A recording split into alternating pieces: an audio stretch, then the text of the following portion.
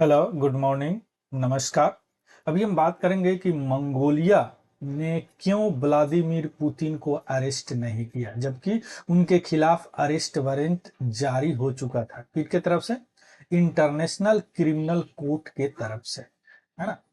उन arrest warrant जारी हो चुका था। अब हम यहाँ पे यह देखेंगे कि आखिर मंगोलिया ने क्यों व्लादिमीर पुतिन यानी रसिया के राष्ट्रपति को अरेस्ट नहीं किया।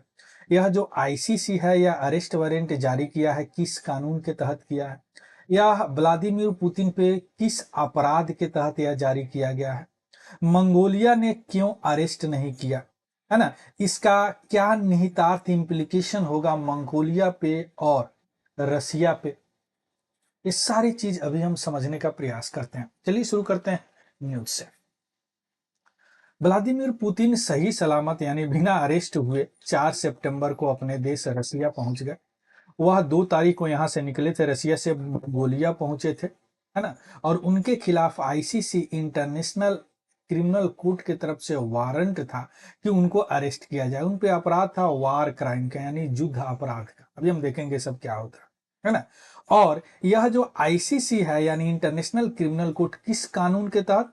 रोम स्टैच्यूट यानी रोम संविधि, रोम कानून के तहत यह अरेस्ट वारंट जारी किया है। और मंगोलिया जो है इस कानून का सिग्नेटरी है, हस्ताक्षर करता है, इसीलिए वह ऑब्लिगेटेड था कि इस अरेस्ट वारंट को एग्जीक्यूट करे, यानी वह इसको करने के लिए बाध्य था।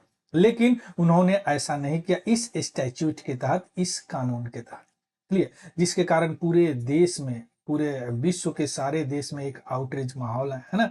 क्यों ऐसा नहीं किया? इसके अलावा वहां तो पहुंचे थे वह ईस्ट इकोनॉमिक फोरम में अटेंड होने के लिए, रसिया भाई साहब, है ना, यानी पुतिन भाई साहब। इसके अलावा 85th एनिवर्सरी जो सोवियत और मंगोलियन की जीत हुई थी जापान के ऊपर, उनको भी सेलिब्रेट किया। इसके अलावा इन एनर्जी यानी ऊर्जा और इंफ्रास्ट्रक्चर, आधारभूत संरचनाएं में भी कई उन्होंने एग्रीमेंट को साइन किया मंगोलिया के साथ, है ना। ये हो गया न्यूज। अब यहाँ पे सवाल उठता है कि आईसीसी ने अरेस्ट वारंट आखिर जारी क्यों किया, है ना, और जारी किया गया इस कानून के तहत, इस कानून के तहत उन पे क्या अपराध है, ये सारी चीज अभी हम समझने का प्रयास करते हैं। चलिए सबसे पहले देखेंगे कि आखिर अरेस्ट वारंट पुतिन के खिलाफ क्यों जारी हुआ। देखिए, रशिया और यूक्रेन का युद्ध आपको पता है ना, रशिया और यूक्रेन का युद्ध हो रहा है। इसके अलावा आपको इजराइल और हमास का हो रहा है। तो रसिया ने बहुत सारे यूक्रेन को, यूक्रेन टेरिटरी को हड़प लिया, अपने कब्जा में कर लिया, जैसे 2014 में क्रीमिया को पूरा ही कब्जा में कर लिया। तो यह वारंट कब जारी हुआ? यह वारंट जारी हुआ आईसीसी के तरफ से, इंटरनेशनल क्रिमिनल कोर्ट की तरफ से 17 मार्च 2024। अब सवाल उठता है उन पे आरोप क्या है, चार्ज क्या है पुतिन पे?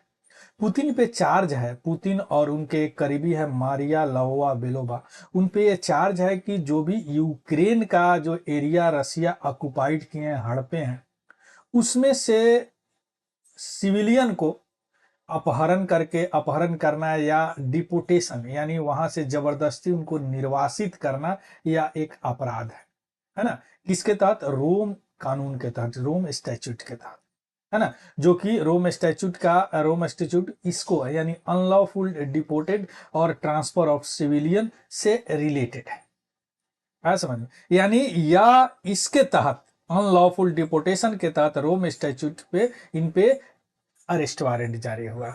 और यह जो अनलॉफुल अब्डक्शन और डिपोटेशन, यह आर्टिकल 82A7 लीगल बेसिस की बात कर रहे हैं, और 82B8 में दिया गया रोम स्टैच्यूट, जो उसकी रिलेटेड है कि अनलॉफुल गैर कानूनी अधिकार से अपहरण और कन्फाइनमेंट, उसे एक जगह रखना और उनको जबरदस्ती किसी और दूसरे जगह पे भेज देना, पूरे पॉपुलेशन के जिस एरिया को आप हड़प लिए उस एरिया से दूसरे जगह यह उन पे अपराध है। तो आप देखेगा कब कब वारंट जारी हुआ, क्या उन पे आरोप था, और उस आरोप का लीगल आधार क्या है, कानूनी अधिकार क्या है। हाँ बात समझ। अब जो ये सारे काम किए गए हैं, किए गए रोम स्टैच्यूट के तहत, यानी रोम कानून, रोम संविधि के तहत ये सारे काम किए गए हैं। तो थोड़ा सा देख लेते हैं रोम स्टैच्यूट क्या है। देखिए, रोम कानून या रोम स्टैच्यूट क्या है? एक तरह का ट्रीटी है, यानी बहुत सारे कंट्री, इंटरनेशनल बहुत सारे कंट्री मिलके इस ट्रीटी पे साइन किए, है ना। और इसको एडॉप्ट कब किया गया? 1988 में। और इसी ट्रीटी के तहत या आईसीसी इंटरनेशनल क्रिमिनल कोर्ट की स्थापना हुई थी। यह ट्रीटी 2002 से पूरे विश्व में लागू है। इस ट्रीटी में जो मुख्य क्राइम है, मुख्य अपराध है जो इसमें एड्रेस किया गया है, जो इंटरनेशनल लेवल का, ऑफ कोर्स ये इंटरनेशनल लेवल का, या एग्रेशन है यानी आक्रामकता, जीनोसाइड नरसंहार, वार क्राइम युद्ध अपराध, और क्राइम एगेंस्ट ह्यूमैनिटी मानवता के खिलाफ अपराध। इसका जुरिडिक्शन की बात करें तो इसका जुरिडिक्शन थोड़ा सा ध्यान से समझिएगा। इसका जुरिडिक्शन है, मान लीजिए कि सिग्नेटरी कंट्री है, मान लीजिए कि यह सिग्नेटरी कंट्री है जो रोम स्टैट्यूट का है, तो इन पे तो अप्लाई होता ही है। अगर कोई नॉन सिग्नेटरी कंट्री है लेकिन यह अपराध करता है, लेकिन इसका सिटीजन, सिग्नेटरी कंट्री का सिटीजन अगर प्रभावित होता है, फिर भी यह इसके लपेटे में आ जाते हैं, इनके अधिकार क्षेत्र में आ जाते हैं, है ना। एक तो है कि सिग्नेटरी कंट्री में कोई क्राइम इस तरह का होता है ना, या कोई involve national of the signatory country, यहां समझ गए, तो आईसीसी लागू हो जाएगा या रोम स्टैट्यूट लागू होगा। या इसके अलावा यूएन सिक्योरिटी काउंसिल अगर रेफर करे कोई केस को, तो यह आईसीसी इस स्टैट्यूटरी, इस कानून के तहत काम कर सकता है। अब यहाँ पे आपने देखा सिग्नेटरी या नॉन सिग्नेटरी, तो सवाल उठता है कितने कंट्री है जो साइन किए हैं, कितने हैं नहीं साइन किया। अभी तक बात करेंगे रोम स्टैट्यूट का, तो 124 सिग्नेटरी कंट्री है, जिसमें से यूएसए, रसिया और चाइना नहीं है, क्रीमिया भी नहीं है, सॉरी यूक्रेन भी नहीं है, इंडिया भी नहीं है, लेकिन मंगोलिया है। तो इनके खिलाफ अगर अरेस्ट वारंट जारी हुआ है, तो मंगोलिया चूंकि यह सिग्नेटरी कंट्री है, इसीलिए इन पे इतना जोर आईसीसी दिया कि आप या पुतिन साहब गए आपके यहाँ, आप उनको अरेस्ट कराओ। आप बात समझ में। So this is the Rome statute, लेकिन अरेस्ट उन्होंने नहीं किया। अब अरेस्ट नहीं किया तो इसमें क्या इंप्लीकेशन है दोनों देश का, रसिया का और मंगोलिया का। देखिए इंप्लीकेशन की बात करेंगे, यानी इस घटना का क्या निहितार्थ है, तो सबसे पहले रसिया की बात करेंगे। अब इस घटना से क्या होगा कि रसिया को, यानी रसिया के राष्ट्रपति पुतिन को एक ट्रैवल रिस्क हो गया। अब वो कहीं जाएंगे तो यह रिस्क है, खतरा है। क्यों?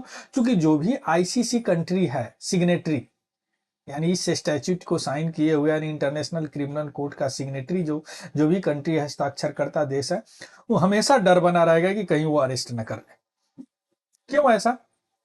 क्योंकि आईसीसी क्यों नहीं अरेस्ट करता? क्योंकि आईसीसी के पास अपना कोई इन्फोर्समेंट मैकेनिज्म ही नहीं है। तो एक ट्रैवल रिस्क उनको हो गया। दूसरा आइसोलेशन, एक तरह से अलगाव हो गया, इंटरनेशनल आइसोलेशन। पुतिन का एक अंतरराष्ट्रीय आइसोलेशन होगा। क्यों? क्योंकि अब वह कहीं भी जाएंगे, उनका घूमना एक कंट्री, लिमिटेड कंट्री के तहत होगा, है ना। क्योंकि हर कंट्री में नहीं जाएंगे, उनको डर बना रहेगा कि उस सिग्नेटरी कंट्री में जाएंगे कहीं अरेस्ट न कर ले। इसका राजनयिक प्रभाव भी पड़ेगा, डिप्लोमेटिक इंपैक्ट भी पड़ेगा। क्यों? डिप्लोमेटिक इम्पैक्ट इसका, उनका इंटरनेशनल स्टैंडिंग अब कम हो जाएगा, डिमिनिश्ड हो जाएगा। क्योंकि अब वो अरेस्ट वारंट के चले हर जगह नहीं घूम सकते, हर जगह उनका डिप्लोमेटिक एंगेजमेंट नहीं हो सकता, क्योंकि उनको हमेशा डर बना रहेगा कहीं वह अरेस्ट न कर ले। क्लियर? ये रसिया का हो गया। अब थोड़ा मंगोलिया का देख लेते हैं। इतने प्रेशर के बावजूद भी मंगोलिया अरेस्ट नहीं किया उनको। क्यों? क्योंकि वह एक राजनयिक द्वंद में था, एक डिप्लोमेटिक डायलेमा में था। क्योंकि मंगोलिया का रसिया के साथ एक हिस्टोरिकल रिलेशन है, एक स्ट्रेटजिकल रिलेशन है रसिया के साथ। मंगोलिया का जितने एनर्जी नीड है, उसका बहुत सारा भाग रसिया पूरा करता है, इनका इंफ्रास्ट्रक्चर का भाग रसिया पूरा करता है ना। इसीलिए मंगोलिया ने इंटरनेशनल एक्सपेक्टेशन के अलावे के बावजूद, यानी अंतरराष्ट्रीय उम्मीद थी कि आईसीसी वारंट है वह गिरफ्तार करेगा, लेकिन उन्होंने नहीं किया। क्यों? क्योंकि यह crucial for its energy needs, historical strategical relationship है रसिया के साथ। तो यह डायलेमा के बीच में थे, लास्ट में उन्होंने उनको अरेस्ट नहीं किया, उनको होस्ट किया। प्रैक्टिकल कांस्टेंट भी है ना। अब प्रैक्टिकल बाधाएं भी हैं उनको। प्रैक्टिकल बाधाएं है कि सबसे पहले देश सर्वोपरि, अगर वो अरेस्ट कर लेते तो रसिया का पोटेंशियल रिपरकशन उनको झेलना पड़ता, उसका प्रभाव रसिया भी नहीं छोड़ता, क्योंकि वह रसिया पे अभी डिपेंडेंट है मंगोलिया, है ना। जिसके अलावा मंगोलिया का जो पोजीशन है रसिया और चाइना के बीच में, और रसिया चाइना दोनों जो है एंटी वेस्टर्न है है ना। इसलिए यह कॉम्प्लिकेटेड इंटरनेशनल स्टैंस था। तो उनको एक प्रैक्टिकल कांस्टेंट भी था, एक उनका प्रैक्टिकल बाधाएं भी थी, है ना। लेकिन लास्ट में उन्होंने क्या किया, रसिया को अरेस्ट नहीं किया। या उनका एक स्ट्रेटेजिक डिसीजन भी माना जाएगा कि इंटरनेशनल प्रेशर के अलावा उन्होंने अपना हित देखा, देश का हित देखा। और इंटरनेशनल रिलेशन में एक बहुत बड़ा फैक्टर है कि अपना हित देखना। इस सारे बावजूद मंगोलिया ने क्या किया, पुतिन साहब को होस्ट किया, उनका स्वागत किया। सारे डिफिकल्टी के बावजूद, सारे जियोपॉलिटिकल कांस्टेंट के बावजूद। यह एक दिखाता है कि इंटरनेशनल यानी अंतरराष्ट्रीय legal obligation versus maintaining essential relationship क्या है। यानी इसके अंतरराष्ट्रीय प्रेशर के बावजूद उन्होंने एक इसेंशियल रिलेशनशिप को निभाया जो उनके देश के हित में था। क्लियर। तो ये निहितार्थ है इस घटना का। क्लियर। तो अभी आप समझ गए कि क्यों मंगोलिया ने या रसिया के राष्ट्रपति व्लादिमीर पुतिन को अरेस्ट नहीं किया। इसके अलावा भी समझ गए आईसीसी क्या है, इसके अलावा भी समझे रोम स्टैट्यूट क्या है, इंडिया उसका सिग्नेटरी नहीं है, क्यों मंगोलिया को अरेस्ट करने में का इंटरनेशनल प्रेशर था, इतना प्रेशर के बावजूद मंगोलिया ने क्यों अरेस्ट नहीं किया। इसका पीडीएफ हमारे टेलीग्राम चैनल है तिवारी जनरल स्टडी, उस पर डाल दूंगा, वहां से देख लीजिएगा, उसको भी ज्वाइन कर लेंगे। अगर इंफॉर्मेटिव लगा हो तो प्लीज लाइक शेयर और सब्सक्राइब जरूर करेंगे। कोई डाउट हो तो प्लीज कमेंट जरूर करेंगे। So thank you, have a good day and happy learning. Thank you very much.